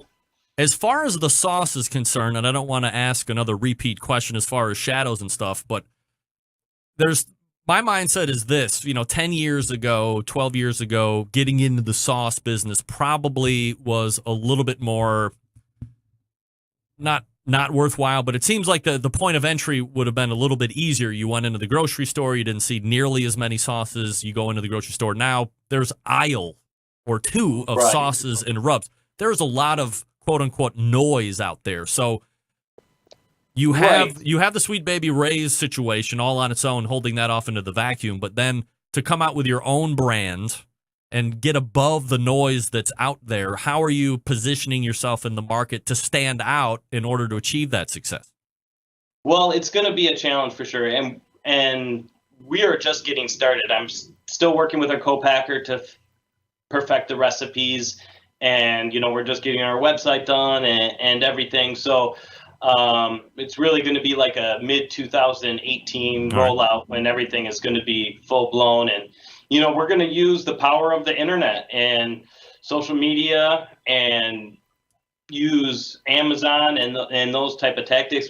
Dave has a ton of retail knowledge. He's probably the most knowledgeable person about selling barbecue sauce retail that there is. Yeah. And so we're going to use that in combination with some new techniques, like I said, social media and marketing online and things like that. But we have great success with the sauce already, just in some competitions we've done at MBBQA, and we're getting great feedback. We're winning with it, and I use it in competition, and we're getting great calls this year. So it's going to be a long, slow road. I know that, but I think we have a good plan. And, like you said, there's a ton of great products out there now. People have a higher expectation. They want to see real ingredients. They don't want all the additives and things like that. So, we're just going to take it one step at a time. Is there a website for the sauce that is already rolled out, or is that on reserve until the full launch? It's DucesWildBBQ.com, but it's. I knew it. Every 3 minutes. That seems like how often I want to throw up. I'm just trying to get to the end now because I'm ready to just go post. DucesWildBBQ.com? DucesWild-BBQ.com, but it's just a splash page right now, so you can't really see anything on it. But you can check me out on Facebook and Instagram, and I'm making all the sauces in the catering building right now. We're labeling everything, doing it, and I'm sending it to a few people. There's a few stores locally that carry it and things like that, but it's very, very small right now. We're waiting until we have all our ducks in the row to really launch the brand. So we're talking with Duce Raymond and Sweet Baby Ray himself, Dave Raymond. Guys, really appreciate the time this evening. you probably don't know it, but I'm going to have each one of you separately in your own segments here coming up because, Dave, we can talk about 100 different things as far as sauce and business. And Duce, obviously, I want to keep track of how everything's rolling out with you and talk to you a little bit more in depth on your brand and what you're doing with it. But tonight, unbelievable surprise. I am completely humbled, and thank you so much for showing up here, Dave, to do it. And Duce, great to meet you. And as I had said, this weekend, it's on me. Grand Championship, no problem. Just let me know how much you win. I'm due back 10%. It's the normal chip-off rate for Show Karma, but no problem. Guys, really appreciate the time tonight. Thanks so much for doing it. Thanks, Grant. Thank you. You got it. There they are. Holy moly, that was famous, Dave. All guests on the Barbecue Central show appear via the Smithfield Hotline. Wow. Yummy. Sweet baby Ray was on this show right then. Unbelievable. Unbelievable. Just when I think this show can't surprise me, it shows up in unbelievable fashion. Justin McGlaun joining me here in just a few minutes.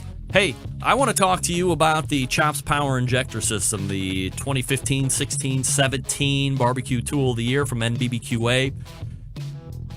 They got 3 different sizes, as I've told you about each and every week here for the last number of years. They have a half-gallon size. They have a 1-gallon size. Both of these are coming with a whole bunch of really cool items to make your Chops Power Injector System experience really good. One's $100, that's the half-gallon. One's $120, that's the 1-gallon. So how do you differentiate between the two? Well, the half-gallon's going to be good for the backyard warrior like me if you've never used a multi-port injector. This one's under pressure, kind of like those insect sprayers. Pump it up. You can do 10 butts inside of 3 or 4 minutes. Unbelievable. Then you have the 1-gallon. So maybe you're a caterer or you're going to do Memphis in May. Who knows? This one gives you double the amount of fluid. Now we're talking about the Chops Full Power Injector System. This one's electric. It's different than the other two. It's got a 3.5-foot pickup tube, so you can put it in 25 or 30 ounces of solution, or you can put it in a 55-gallon drum. Doesn't matter.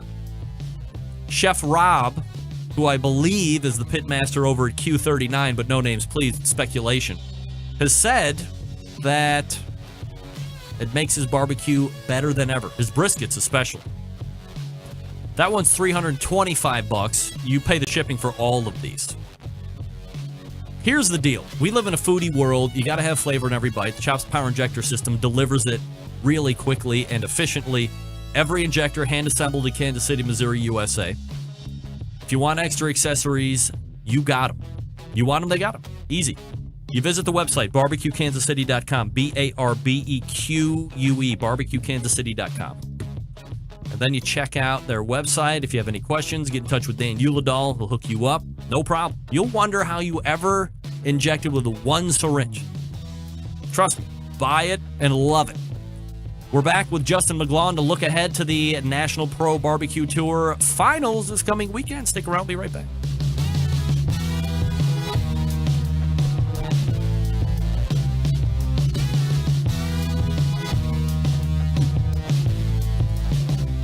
Continuing to produce incredibly mediocre content in an exceptionally professional way. You're listening and watching the Barbecue Central Show. Once again, here's your host, Greg Rampey. All right, recovering from last segment. This one's brought to you by the National Pro Barbecue Tour, presented by Sam's Club. We culminate 31 cities, $500,000 in cash for eternal bragging rights this coming weekend. It all takes place in Bentonville. You can keep up with the tour by visiting kcbs.us/Sam's Tour. kcbs.us/Sam's Tour. All right, as I just mentioned, the 2017 Barbecue Tour coming to its conclusion this weekend in Bentonville, one of the 50 teams that has a shot at winning a whole lot of money and some pretty stiff bragging rights to boot. My next guest is hoping to win the series for a second time. He did it back in 2012. Here to help me handicap the field, talk a little bit about his 2017 competition season, his friend of the show and pitmaster of Lucky's Q, Jason McGlaun, joining me. Jay, if you tell me you happen to have a barbecue celebrity in your back pocket like my last guest did, I don't know if my heart could possibly handle it. Dave Raymond made an appearance out of nowhere. Can you believe it? It's crazy. I draw the biggest names on the show, of course. No surprise to you. That's why Justin McGlaun is here to talk to us about the National Pro Barbecue Tour. So if you could catch us up on Lucky's Q, Justin, what was your path to Bentonville this year, starting at the local event? Well, we decided to go out west this year. We went to Salt Lake City early on. I believe it was in April. And we qualified there to Las Vegas to do the regional, where we did not qualify at first. We ended up finishing 12th. And we had a really good cook, but it was some really good competition out there. There's a lot of good cooks out that way. So time went by, and we were hoping to get our name called. And about 2 months ago, I got an email saying he qualified for Bentonville. And it was kind of one of those crazy things where, he thought it might happen. There's a lot of those guys, they travel a long ways out there. That's a long trip. So, we made it in from Vegas regional. So, did somebody back out? Or two teams back out or two something? Teams. Yeah, there's two teams. I'm not exactly sure. I think one of them might have been Parrot Head. A lot of those guys, like I said, that's a long trip. And if they got a jack draw, that really changes things for some of those teams. And you don't mind driving, or how long of a drive is it for you? I mean, you're not like coming from just next door. You're coming from Iowa. Yeah, it's about 8 hours for us. It's not that big a trip. We can break it up. Yeah, barbecue guys stay somewhere overnight. Barbecue guys kill me. It's like that is your backyard trip, right? Oh, it's only 8 hours one way. No biggie. I'm not Travis Clark or anything, but 8 hours isn't so bad. Yeah, few are Travis Clark, that's for sure. So, Justin, you won the whole thing 5 years ago. In your estimation, are you cooking the same food more or less as you were back then, or have there been some pretty dramatic profile and cooking changes that you have made just in Lucky's Q camp between then and now? We're actually cooking a lot of the same food, except for we're hanging ribs. Even though Brad said that's so 2016. We're a lot of the same profiles. We're running the West Coast offense 100%. DPS and Simply Marvelous, and we've done it since then. Pretty much. We're running the same flavors. It's just, you change up sauces a little bit and you tweak a few things here and there or whatever the judges like, but, about the same thing. When you look at the list of competitors that you and Kate are going to be running up against this weekend, just from my perspective, a guy who doesn't compete and who just loves to talk to you guys, I myself am pooping myself a little bit when you see these names are going to be there. 50 teams that have qualified to get there, but then you start going over the list and you're like, oh my God, this guy was team of the year. These guys were team of the year. These guys have won X amount in a row. Do you ever get nervous at all in this kind of a contest setup, or are you way past that? You're way too seasoned and it's like, hey, let's just get down to business. I'm going to knock all you tools off and win this thing. To be honest with you, I haven't even really looked at the list. I know, you got Superman Travis Clark coming out. He's incredible. Tim Shake and Bake, he's just on fire. I know a lot of the teams that are going to be down there. Darren, he's a threat anytime he competes. In numerous other teams, that I know are going to be there. I just haven't had the time to look at it. You just hunker down and go cook your own thing. If you get caught up in it, it's gonna overwhelm you a little bit. Friday night down there is kind of different than any other contest. The Sams are notorious for being kind of quiet, and in Bentonville it is. 9 o'clock comes around, 9:30, and you don't see many people except for us. We'll be out and about trying to find someone to have a beer with or something. It's keep it relaxed. It's high stakes out there, right? Yeah. You're playing, the purse is $150,000. $50,000 for GC. It is high stakes, but we look at it every other contest, same thing. We go to have fun. If we can't have fun, we're going to quit doing this. So, we try to find the people going to hang out with, and we just have a good time. That's what we like to do. So it's easy to look at your one of 50 teams and say, your worst odds are 1 out of 50 that you're going to win this thing. But how do you handicap yourself at winning this thing? What is your percentage of pulling this thing off again for the second time? That's kind of a hard one. I think we got a good shot. I'm not going to give a percentage. We've been cooking really well this year, especially the tail end of the year. We've put all our categories together. That's the biggest thing. If you bail on one category, you're done. I mean, you can finish top 5 in the other 3, but that 4th one's going to kill you. Consistency wins, and I think that's where what we're going to try to do is just put 4 good categories out there and hope the judges like them. In the past, they've liked what we've turned in, so we hopefully can do the same thing. Will you look to tweak any flavor profiles? Or I remember, I think Darren Worth wants to punch people in the face when he hears the term flavor profile thrown around as much as it is here, anymore. But he has told me on any number of occasions, look, don't even worry about flavor profile. This is a tenderness game, and if you can cook it perfect and the tenderness is there, if the flavor is lacking, the tenderness is going to make up for it. Do you subscribe to that kind of a mindset? Are you looking for tenderness first and everything else second? 100%. You give them a flavor that's not distracting or overpowering. You're gonna do well. Darren said it best, and I've heard it numerous times. Give me salt and pepper and ketchup, and I'm gonna beat you every day with tenderness. So I mean, that's the name of the game. You hit the tenderness, something that doesn't really distract the judges or make them not like the food. You're gonna do well. Justin McGlaun joining me from Lucky's Q, taking a look ahead to this coming weekend's Sam's Club National Final.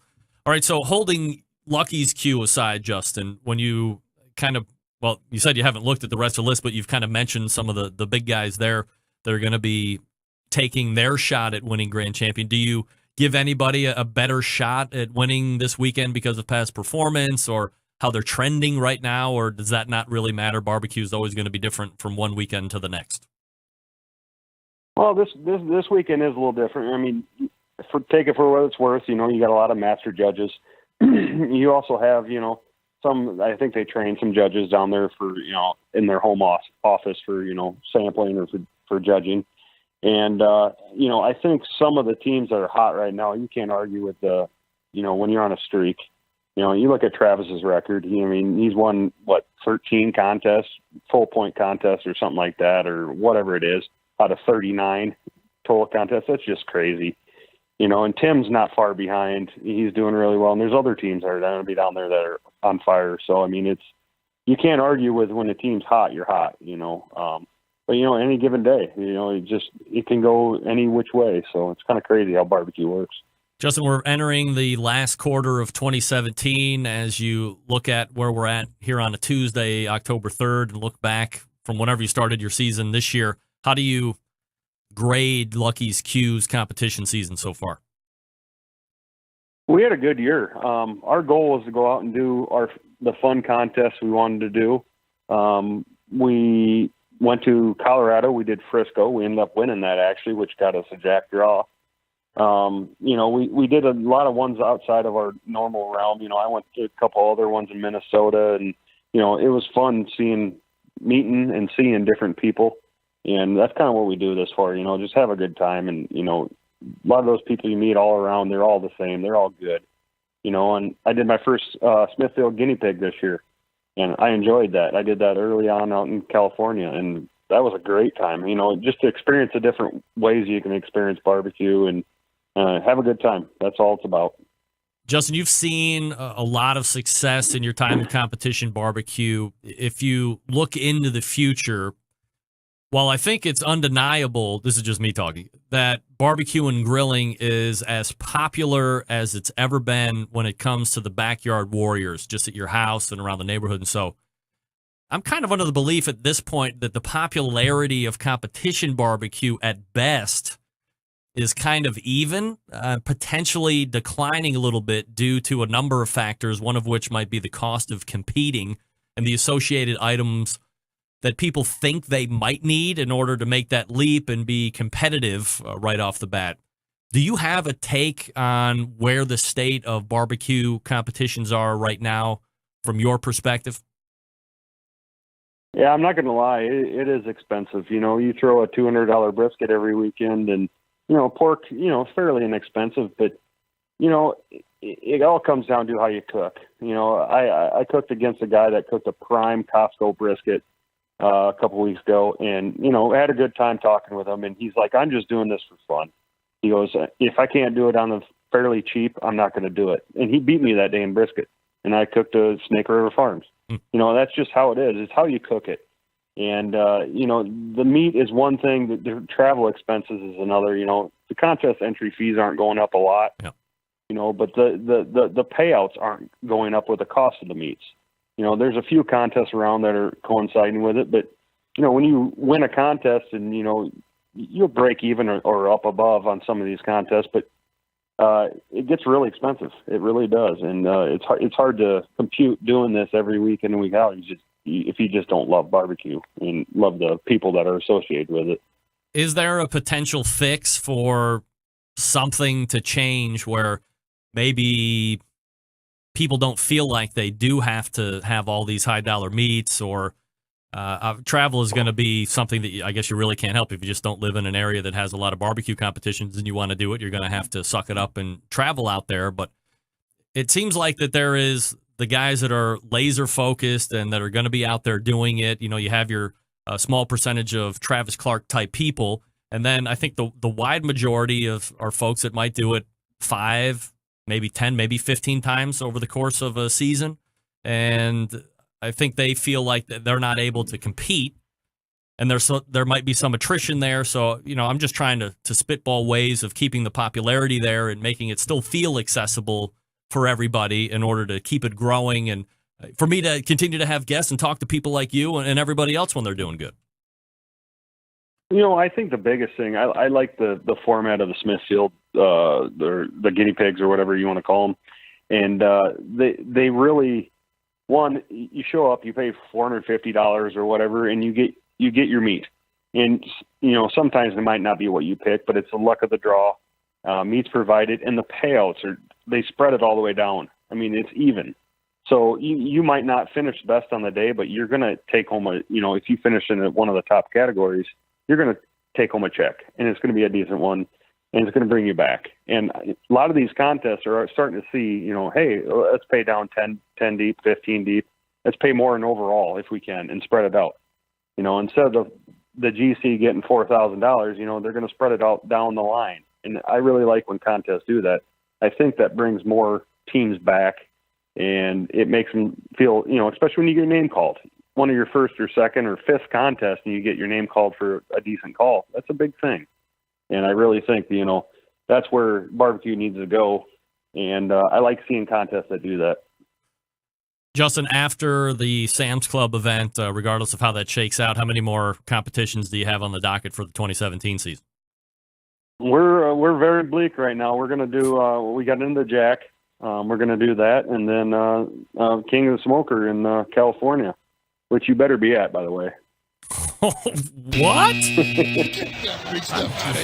Justin, I am very important. I will not be put on the spot like that in order to fry myself. But, hey, if Dave Raymond makes an appearance on this show, who knows what the hell is going to be happening before the end of the year is up. There's no doubt about it. So when you're going to cook the Jack, is it just the same program that you've been running all year? I was just talking to Dave Bosca, and he said that, hey, if I'm going to cook the way I'm cooking right now, and he just took down a grand championship this past weekend in Sapulpa, Oklahoma. I said that right, by the way.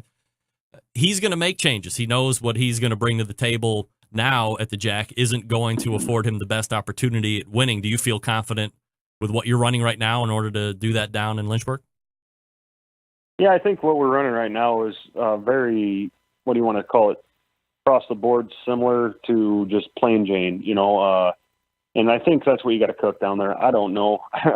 First year we're there, I think we finished 37th, or something like that. So I think we're going to cook the same thing we're running right now, and hopefully turn out better than what we did then. And I just want to get my name called up there. Never had a call at the Jack, so it'd be kind of fun to do that.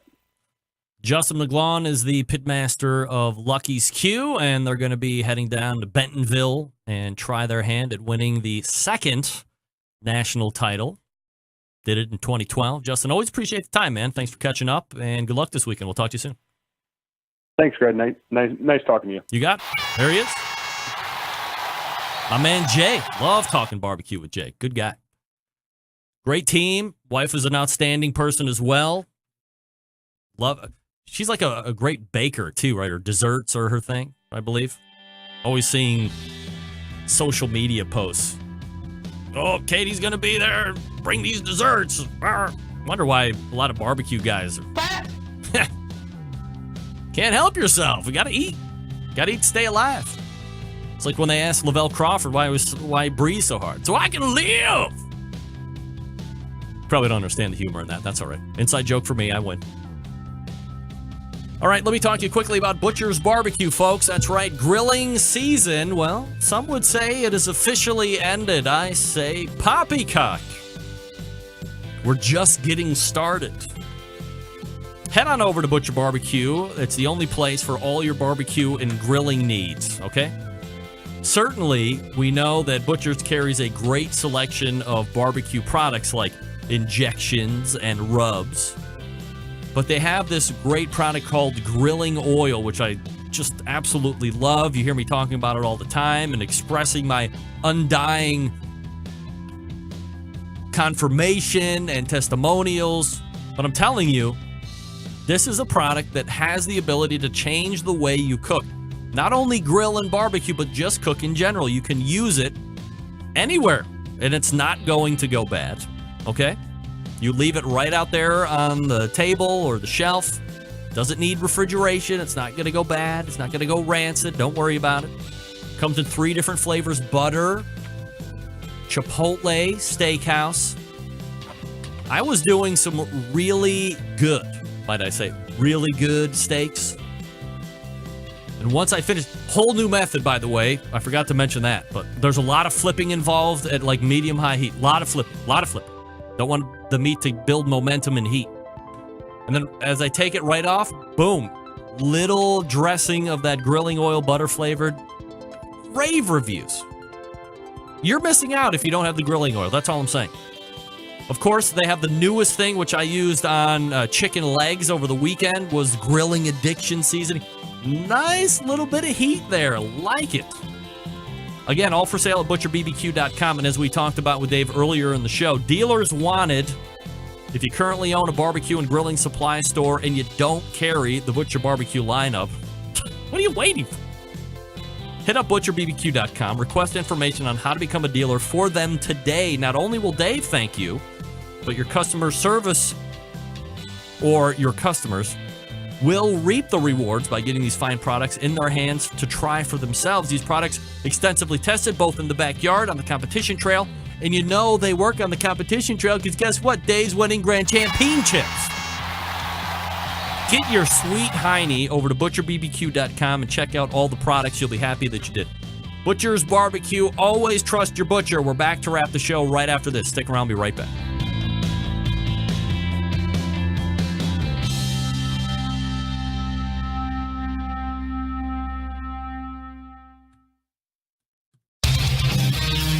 Whole packers, full racks, legs and thighs, injecting butts. If you've never heard this before, you might think you found the best XXX show ever. Let's get back to the most homoerotic host out there today, Greg Rempe. All right, we are back. Thanks again to Justin McGlaun for talking the hype of National Pro Barbecue Tour. Again, that'll be coming up. John Dawson, Rems, for what it's worth, I think there are some systemic internet problems happening tonight. I'm dropping a lot of connections as well, even with excellent strength. Oh, no.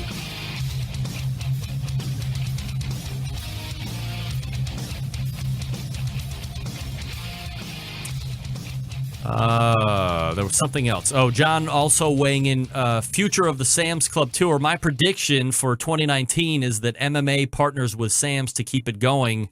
Sans KCBS. Whoa, look at that prediction. Also, one more email from John. Sorry, I'm just catching up, but I was living in fascination and ultimate despair with the Duce and Dave Raymond segment. Remps, here's a suggestion for your embedded correspondence segment. All right, everyone, get ready to vote, yay or nay. The Q. Just a thought. You get it? So, like, the view or the talk or the chew. The Q. I like it. That might have legs, Johnny boy. That might just have legs. All right, we are going to wrap it up. We had Ray Lampe in the first hour. We had Dave Bosca in the first hour. We had Duce and Dave Raymond in the second hour. And, all right, hold on. Got to stop this from happening. All right. Let me try that again. In the first hour, we had Ray Lampe for the Ask Dr. Barbecue segment. We had Dave Bosca talking about the Sapulpa, Oklahoma win. Also talked about how you should become a dealer if you have a brick-and-mortar grilling and supply store. I think Steve Ray's a dealer as well, and he's got a service shop on I-75 in Kentucky. Or Tennessee, sorry, Ottawa, Tennessee. In the second hour, Duce Raymond, Dave Raymond, marred with internet drops all over the place, which I apologize for, but can't wait to have both of them on separately in future shows. And then, of course, we close it out with Justin McGlaun from Lucky's Q, talking about the National Pro Barbecue Tour's national final coming up this weekend. We'll see how it plays out. Will the karma reign supreme for both Justin and Duce Raymond? We shall see. It never doesn't work. We have a really big show already packed up for next Tuesday, so stay tuned for that. September 11th, 2001. I will never forget. Until next Tuesday at 9 p.m. Eastern Standard Time, this is your program host and proud U.S. American, Greg Rempe. Good night now.